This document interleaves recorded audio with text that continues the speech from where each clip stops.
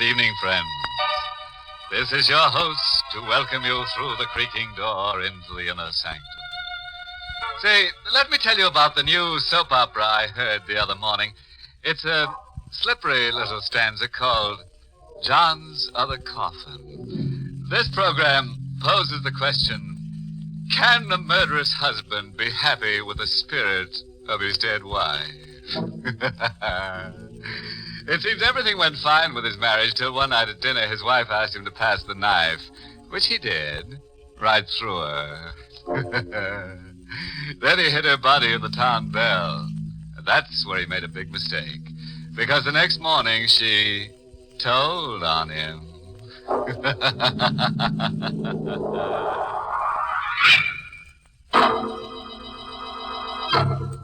Tonight's Inner Sanctum mystery, Only the Dead Die Twice, was written by Ed Adamson and Bob Sloan and stars Larry Haynes in the role of Johnny with Alice Reinhardt as Vera. Well, folks, sit right down and make yourselves uncomfortable.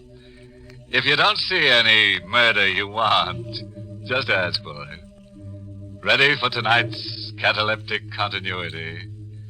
Okay, then. Let's get to Johnny Bryce as he tells his story. It all started only 4 hours ago when I put the wagon away for the night. Ask me how I took a job like that, driving a hearse? Well, ask me and I'll tell you I needed a job. Any kind. But it's a job you never get used to. All the time there's that box riding in back of you. 4 hours ago, I got out of the wagon and started to head for Joe's Grill. But I never got to Joe's. Hello? She was standing at the door. Even in the bad light of the garage, she did things to a dress that knocked your eyes out. So I picked up my eyes and looked again. I've been waiting for you. All your life? An hour of it anyway, Johnny. Hey, you know my name. Mm-hmm. Johnny Bryce. I know a lot about you. That puts you one up on me. I'm Vera Craig. I've got something that might interest you, Johnny. Vera, you've got plenty that interests me. I've got $1,000. See? Hey, that stuff almost looks real. It is real, and it's all yours, Johnny. All you have to do for it is use that hearse. What? There's a body I want you to take away. Whose body? Alex. And who is Alec? My husband. He's in our apartment. It's 23 Grove Street. Well, the parlor handles the orders. Why didn't you call them? I couldn't. Why not? My husband has been murdered. Oh. Then you call the cops. The cops like to know about things like that. I can't call the police. You see, I murdered Alec. You killed him? Yeah. I murdered my husband. You say that like you say, pass me the sugar. It wasn't hard. He was rotten mean. I'm not sorry. I've got to get rid of the body. All you have to do, Johnny, is to get it out of the apartment and bury it. Take it out? A dead body? That should be easy enough for you. I'm not touching anything dead. But you're used to death. It's around you all the time. Yeah, it's around me. That's the trouble. You think I like it? You won't do it for me. Not for anybody. Not even for this. I told you. Not even for $1,000. 1,000, Johnny. 10 $100 bills, see? Look, will you stop sticking that dough under my nose? You can do a lot with $1,000, Johnny. Will you stop it? Think of what 1,000 can do for you, Johnny. You say you don't like your job. I hate it. And you won't have to be sick with your work anymore. You can get away from it forever. Forever? This'll be the last time you'll have to drive a hearse. All you have to do is get rid of Alec's body. $1,000, all for you. It'll free you, Johnny. What do you say? $1,000. What do you think I say? I drove the wagon to the address Vera gave me and parked it in the side alley. The house was one of those broken-down brownstones. The halls were dingy and creepy. I was trying to find the door with the name Craig on it. The hall was so dark I didn't see him standing there. You looking for something, mister? What? Yeah, what's the matter? I scare you? What are you doing here? And that's just what I was going to ask you. I don't like people sneaking around these halls. I'm the super. Oh, super. Yeah, what do you want here? Nothing. Well, then what are you looking at the doors for? I've been following you. Well, I'm trying to find a friend's apartment. Yeah, who's your friend? I can tell you the apartment. No, thanks. You don't have to bother. I can find it. Look, mister, I don't like the way you act. Maybe I should call a cop. A cop? Yeah, you heard me. Oh, look, you don't have to call a cop. I told you I'm looking for a friend. Yeah, but you still didn't tell me your friend's name. Okay, he's Alec Craig. Oh, Mr. Craig, huh? Well, why didn't you say so? That makes things different. Mr. Craig's apartment's up on the next floor. Rear of the hall. Rear of the hall. Thanks. Hey, wait a minute. Yeah? What is it? No use going up there. Mr. Craig ain't home. But I was... Yeah, he ain't home. He ain't been home all evening. If he was home, I'd have seen him come in, sure. Okay, then I'll talk to Mrs. Craig instead. Missy, you can't do that, mister. He ain't married. There ain't no Mrs. Craig. What kind of a gag was this? The super said there wasn't any Mrs. Craig. Then who was Vera? Well, after the super walked away, I went upstairs. The door to Craig's apartment was part open. I pushed it the rest of the way and walked in. The living room was as cold and gloomy as a morgue. I wanted to turn and go out, but something kept pulling me. Ask me and I'll tell you it was death. You couldn't see it, but you knew it was there, and you couldn't make it let go of you. It pulled me right through to the next room. Alec Craig was there, just as Vera said. On his white shirt, there was a big red circle. And on the floor next to him, a carving knife. Stained with the same red. I walked out of the room. $1,000 or no $1,000. I couldn't touch him, not for $1 million. I got to the front door and opened it. Hello. He was standing there in the hall right in front of the door. A big guy in a black hat and coat. I was just going to ring the bell. My name's Steve Maxton, detective, first grade, 16th precinct. You Alec Craig? No, I'm a friend of Craig's. Oh, I want to see Craig. Well, he's not home. Who are you? Johnny Bryce. You're sure Bryce Craig isn't home? Well, I just told you he wasn't. Nobody's in there. Okay, then suppose you come inside with me. We'll wait for Craig. Well, he's not coming back tonight. Go on, do like I tell you. Get inside. What is this? What do you want with me? I just got a call to get over here. The guy who called said there was a murder. Murder? That's right. He said that Alec Craig was here in his apartment. Dead. If I had gotten out of that apartment a minute before, this never would have happened to me. But now I was stuck. I warn you, Bryce, don't try any phony moves. Oh, you got this wrong, Maxton. Somebody's playing a gag on me. Maybe. Craig isn't here. You can see nobody's here. We'll look in the next room. There wasn't a thing I could do. When we went into the room where Craig was, I kept my eyes straight ahead. I didn't want to look down and see him again. Yeah, I guess you were right, Bryce. Somebody was playing a gag on me. It wasn't possible. I couldn't believe it. There wasn't a body on the floor. There wasn't the murder knife. There wasn't a single trace of death.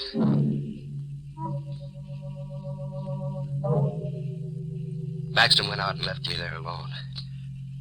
I stood right on the spot where Craig's dead body had been. My head spinned around like one of those kids' tops that makes that whirling sound. And the sound was my own voice asking myself 100 questions that didn't have any answers, and the whirling sound got worse and worse. And all of a sudden it stopped. Hello, Johnny. Vera, What's the matter, Johnny? Aren't you glad to see me?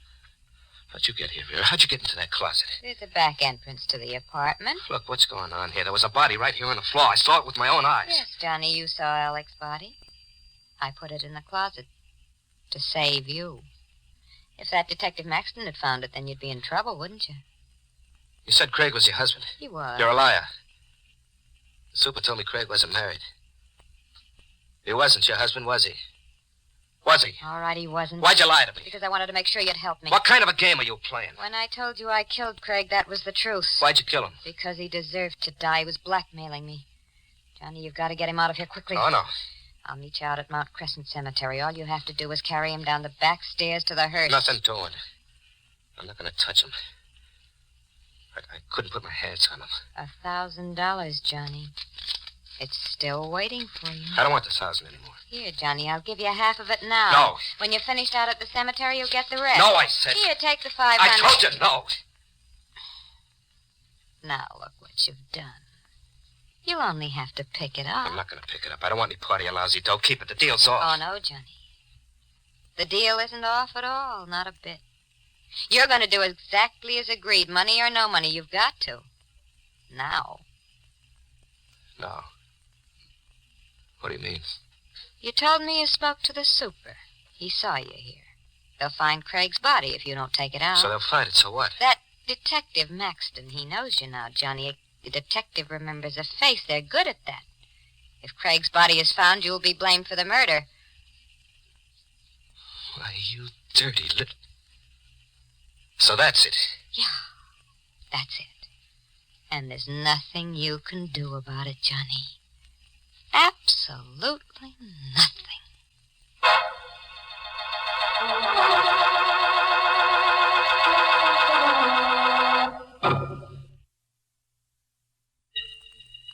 I carried Alec Craig down the back stairs to the wagon. I always thought the dead were cold and stiff. But they're not that way at all. Craig hung over my shoulder like a warm rag doll. And with each step down those dark stairs, he bounced. And his face touched mine. With each step, a scream broke loose down deep inside of me, and I had to bite my tongue to keep the scream from coming out. I finally got him to the wagon. I dropped him into the box. Then I closed the lid. He was there in the box, but I could still feel his weight on my shoulder. His face brushing against mine. I shut the back door and walked to the front of the wagon. Where you going, What? Bryce? Maxon, I said, where you going? what are you doing here? You still didn't answer my question. To the garage. I'm putting the wagon away for the night. You didn't tell me you drove a hearse. You didn't ask me. Didn't I? No. Well, then I guess I didn't ask. I was waiting out front. You didn't come out that way. Oh, there. Backstairs, I had my wagon parked here in the alley. And why didn't you go in through the back? Huh? You went in the front way. How did you know? Oh, maybe I was outside when you got here. Maxton, who are you? You saw my badge. I'm a cop. What do you got in that hearse? Just a box. What's in the box? Nothing. Sure? It's empty. And you wouldn't mind if I had a look. What? Let go of my arm. I tell you, the Bryce. box is empty. What are you so nervous about? Your hand shaking like a leaf. It's a box, I swear. There's nothing in it. That's what you said. What are you going to do? Nothing, Bryce. Like you said, the box is empty. I'll see you around sometime. Soon. Maxton walked out of the alley, got into a car, and drove off. What was the game they were playing, Vera, Maxton? Why did Maxton let me off so easy?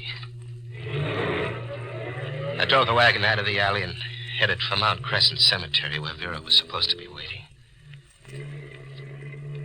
When I got to the River Drive, I started to breathe again. Well, I was lucky after all. I steered Maxton off. And I noticed there was a car behind me. I knew who it was, Maxton. That's why he let me off, so he could tail me. I slammed the gas down all the way. He stayed right behind, the same distance. There was a curve ahead. I rounded the turn and then cut off to the side of the road.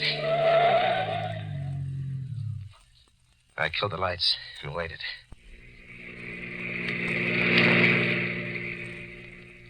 Maxton's car whipped by. I got out of there fast and took a back road for my date with Vera at the cemetery.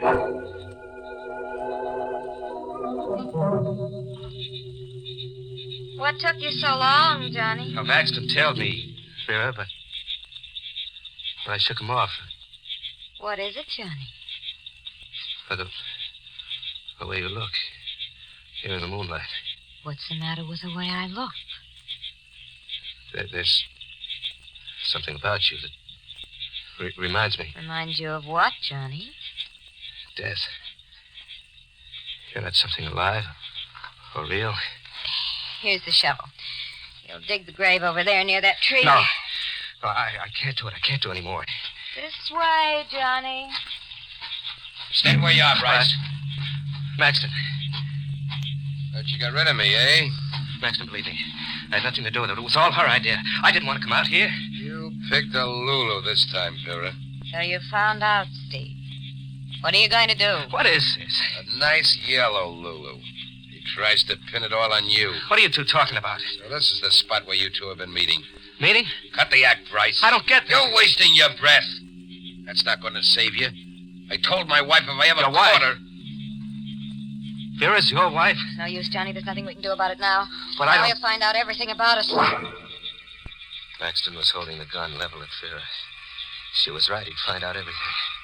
Craig's body was a few yards away in that wagon. I couldn't let Maxton find that body. I waited a second. I jumped out. I saw the gun fly out of his hand. I held him by the coat collar. He brought his right all the way around, but I ducked just in time. Then I buried my fist in his middle. I heard the wind go out of him. Then he dropped to the ground. Come on, Vera. Let's get out of here. No, Johnny. He'll be around soon. We can't go yet, Johnny. Don't you see? See what? He'll find you. No matter where you go, he'll find you. I know him. You'll hang for Alec Craig's murder. But I didn't kill Craig. You did. We'll both hang. He'll fix it that way. You won't have a chance. Here. Take this. Gun? It's his. What do you want me to do? Take it, Johnny. You know what you've got to do. Kill him. Kill him? It's the only way out for you now. You've got to kill him. But I can't. I can't. All you do is pull the trigger. It's so simple. She shoved the gun into my hand. The metal of it burned my palm like a hot poker. Hurry up, Johnny. Shoot. I couldn't lift my hand. Hurry before it's too late. She picked up my hand and aimed the gun at him. Before it's too late, Johnny. Maxton was laying in the moonlight, quiet and still. I closed my eyes against the sight of him. Then I felt her finger press mine.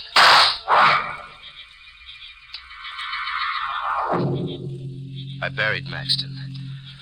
All the time I shoveled, Vera stood there watching. That same devil's smile on her face. After I dug another grave, I went back to the wagon to get Craig's body. I opened the little box and reached it. Vera! I sat there in the dark of the wagon, my brain not believing what my hands touched. The insides of the empty box. Vera! She didn't come.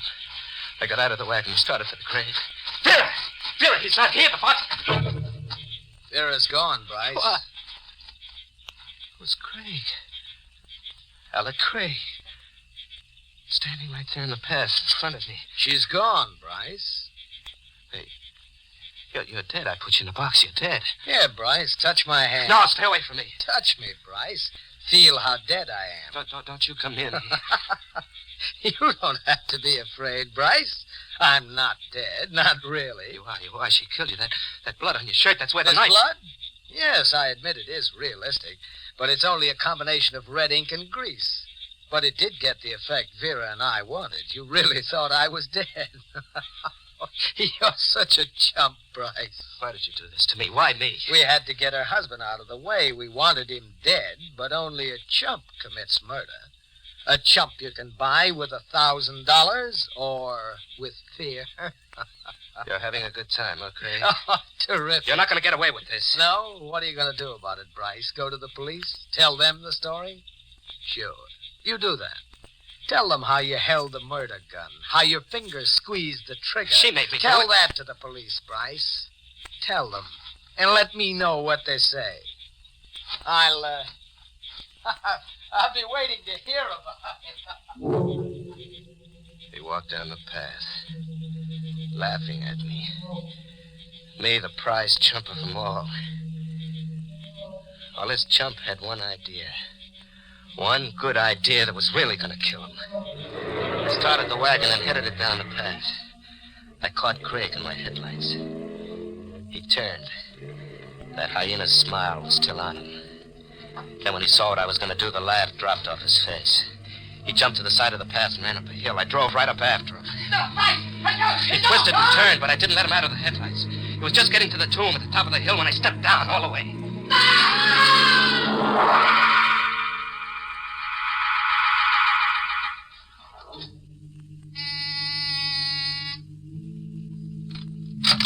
Alec, what took you so long? Hello, Vera.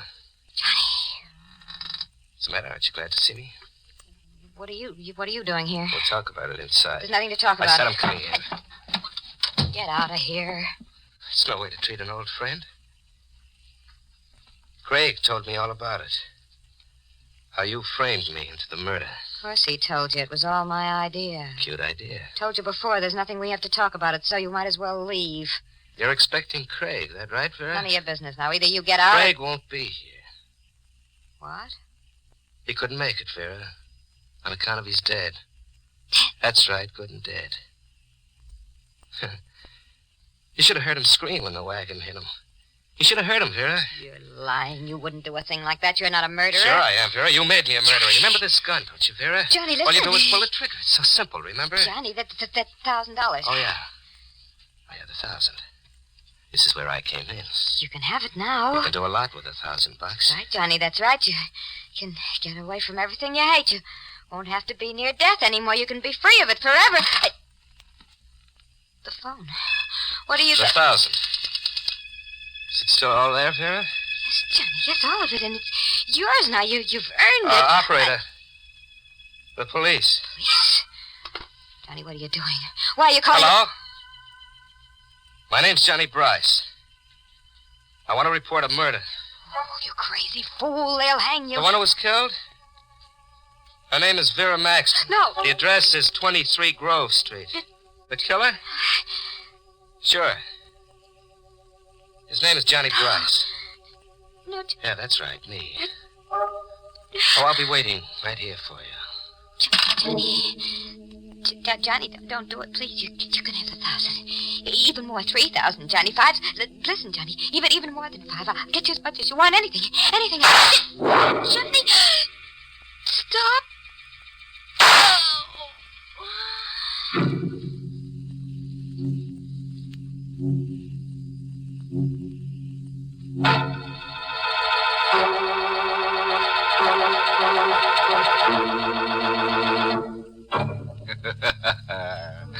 Now, that's the way I like to see our stories finish. Plenty of corpses and no remorses. Well, Johnny finally got the drop on Vera. But you should see the drop the hangman got on Johnny.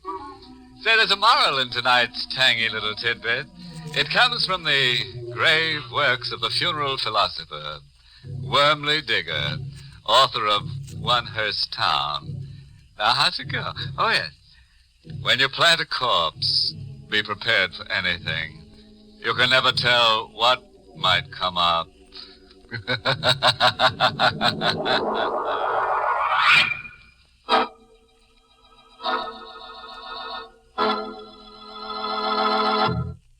Good night. Pleasant dreams.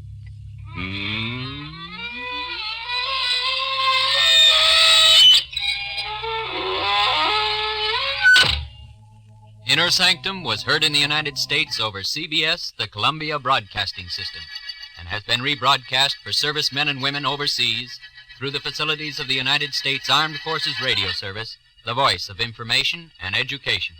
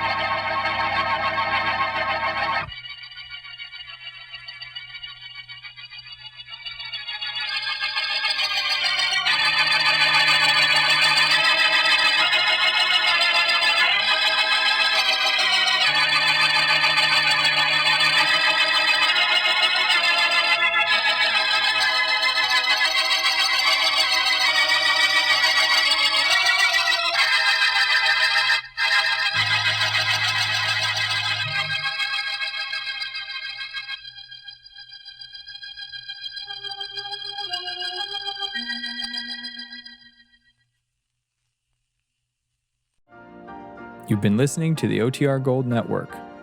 Find more classic radio at otrgold.com.